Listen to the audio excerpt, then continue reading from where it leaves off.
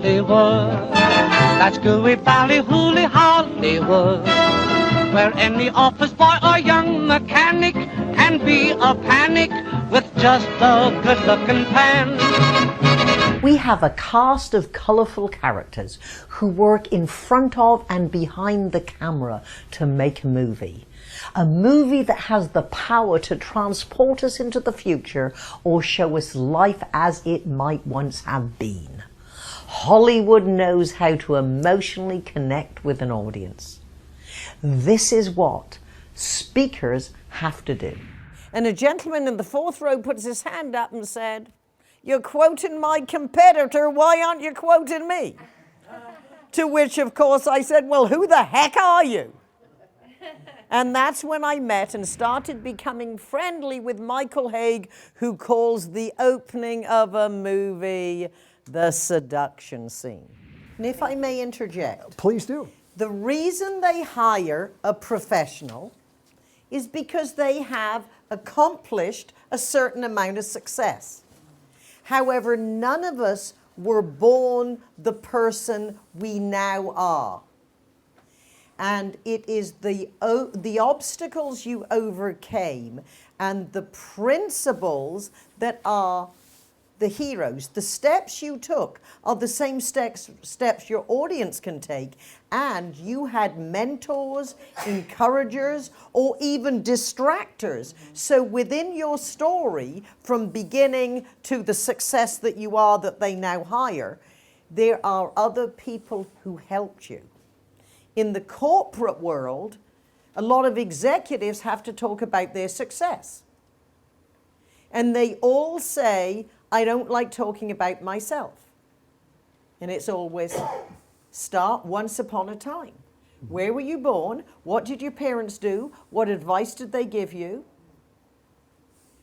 Who were your mentors? What was the football coach or the school counselor, your first boss, the person who inspired you?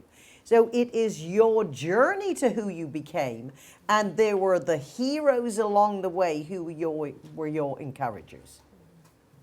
Let me share something, and then personal. You know the Will Smith story? Anybody want to guess who told me I had to tell that story? And you know why? 1 year ago this weekend, we were doing the summit. That's me and Linda Sager and Sid Field and John Truby. We're all sort of gurus in the Hollywood script arena. We're giving a presentation. I invited Patricia to come, and she brought, does the group know Darren? So they came. That's where I met. And in a moment of actual rare opening up, because I thought I don't want to tell, I never occurred to me to tell that story as part of my talk, because I thought that's just self-aggrandizing and so on. But I was feeling close to the group or something, and it was loose, and I'm always the last speaker. They'd been there 2 days, and I said, you know, I don't have many Hollywood stories or names to drop, but I can tell you a fun story about this because I had shown the clip. And the first thing you and Darren said when we sat down afterwards is, why are you not telling that story in every lecture? And you want to know the truth? I still hate it. I'm doing it because you said to do it, and people seem to like to hear it. But I'm still struggling with the idea that this is just, it sounds like I'm just trying to make myself look good. Yeah.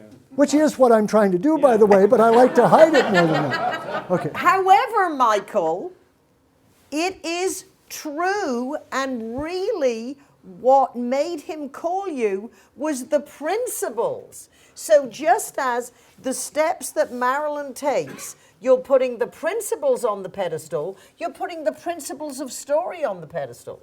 Now, yes, they are yours. Mm-hmm. Will you raise your hand if you think he was showing off telling that story? Absolutely. No. Did you love hearing the story? Yeah.